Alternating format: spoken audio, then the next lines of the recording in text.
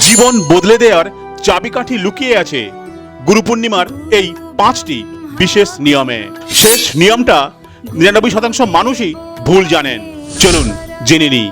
গুরু পূর্ণিমার দিন সকালে ঘুম থেকে উঠে স্নান করে প্রথমে আপনার গুরুর চরণে কিংবা ছবিতে প্রণাম করুন। এটা আপনার অশুভ শক্তিকে দূর করবে। মহর্ষি বেদব্যাসের স্মরণে গীতা, মহাভারত বা যে কোনো ধর্মগ্রন্থ কয়েক মিনিট পাঠ করুন। সাধ্যমতো হলুদ বস্ত্র বা ফল দান করুন।